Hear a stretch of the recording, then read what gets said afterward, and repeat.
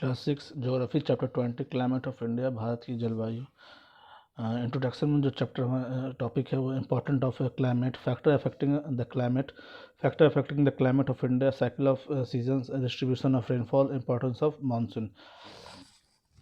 First topic जो हमारा इसमें है इम्पैक्ट ऑफ क्लाइमेट।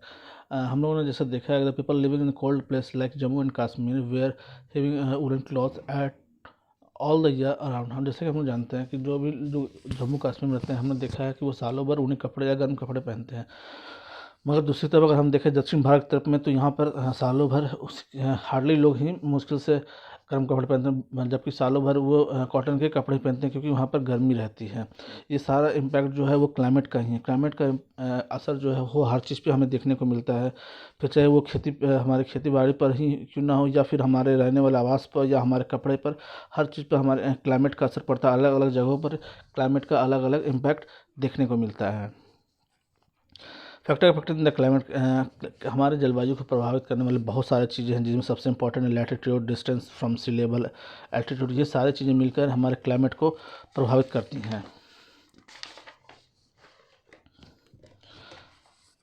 सबसे इंपॉर्टेंट लैटिट्यूड के बारे में कहें, और लैटिट्यूड के बारे में कहा जाए तो ट्रॉपिक ऑफ कैंसर जो क्या दिखाता है, वो हमारे भारत को हमारे मिडल से गुजरती है, पश्चिम से पूर्व की ओर होते हुए ये पूर्व की ओर चली जाती है, जिससे हम ट्रॉपिक ऑफ कैंसर यानी कर्क रेखा कहते हैं, जिसके कारण से हम लोग देखते हैं कि हमारे यहाँ गर्मियों में काफ़ी गर्मी और सर्दियों में अधिक सर्दी भी पड़ती है। डिस्टेंस फ्रॉम सी लेवल के बारे में अगर कहें तो समुद्र से दूरी के बारे में, तो हम लोगों ने देखा कि जो भी इलाके भारत में समुद्री तट काफ़ी बड़े बड़े हैं, इसके असर के कारण वहाँ का क्लाइमेट दूसरे जगहों के क्लाइमेट से काफ़ी अलग हो जाता है।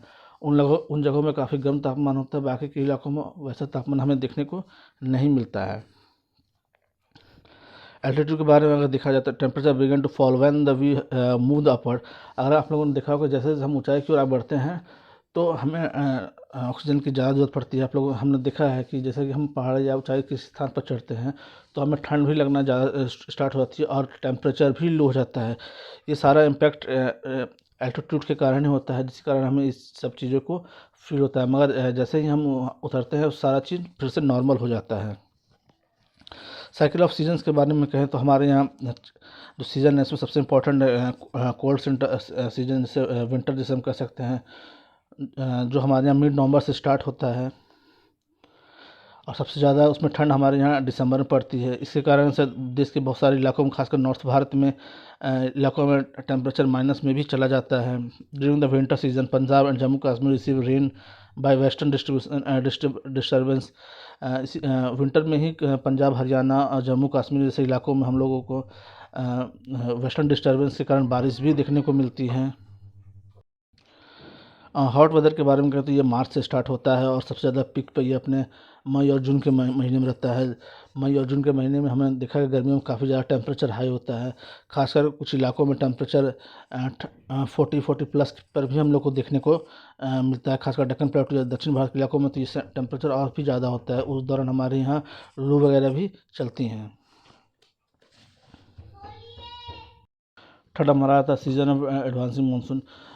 मानसून के बारे में अगर बात की जाए तो भारत में खासकर मानसून जून से सितंबर के बीच में आता है और लगभग जुलाई अगस्त में काफ़ी अपने पीक पर आता है, मगर सितंबर आते आते ये मानसून खत्म हो जाता है। भारत में जो मानसून की जो होती हैं वो केरला और कर्नाटक से यानी कि दक्षिण भारत से होकर निकल आती हैं। निम्न दाब का दबाव बनता है, जिसके कारण भारत में उस दौरान पूरे भारत में बारिश को देखने को हमें मिलता है। Due to the high temperature, low pressure region in the northwestern part of the country is created. This is due to the fact that the sun rays during this season are vertical cover tropical cancer as a result of the center of low pressure over northern India. इसी कारण northern Bharat में भी हम लोग आप देखे होंगे कि निम्न दाब का दबाव बनने के कारण से मानसून की जो बारिश होती हैं वो ज़्यादा देखने को यहाँ पर मिलती हैं। रिटिविंग मानसून के बारे में कहा जाए तो रिटिविंग मानसून अक्टूबर नवंबर के महीने में हमें देखने को मिलती है।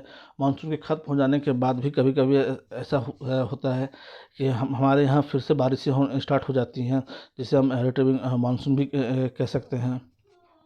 खासकर इस दौरान पंजाब हरियाणा जैसे इलाकों में ये बारिशें होती हैं। नेक्स्ट टॉपिक हमारा distribution of rainfall. Distribution of rainfall के बारे में कहेंगे, बारिश के बारे में। तो देखा जाए इसमें भी बहुत सारी चीज़ें मेजर करती हैं जिसके कारण से ये रेनफॉल हमारे यहाँ होता है, जिसमें हवाओं के साथ साथ दबाव, निम्न दाब का दबाव जो बनता है उसके कारण से ये बारिशों को देखने को मिलते हैं हमें। जैसे सबसे ज़्यादा बारिश हमारे यहाँ मानसीराम में होती है, लगभग 1142 सेंटीमीटर पर ईयर में बारिश हो जाती है।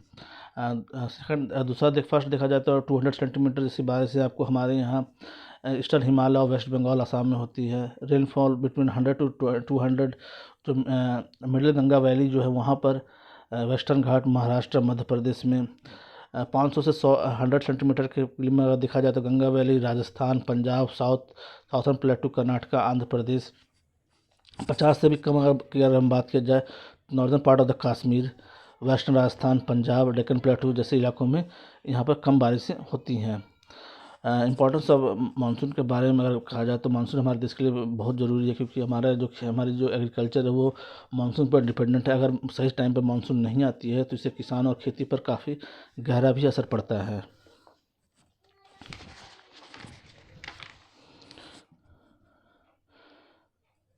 अगर मानसून सही समय पर ना आए तो किसानों के लिए ये बहुत मुश्किल हो जाता है, फसलें बर्बाद हो जाती हैं। डेट्स दैट मानसून बहुत ज़रूरी है हमारे लिए, क्योंकि हमारी जो खेती व्यवस्था है वो मानसून पर डिपेंडेंट है। That's chapter close.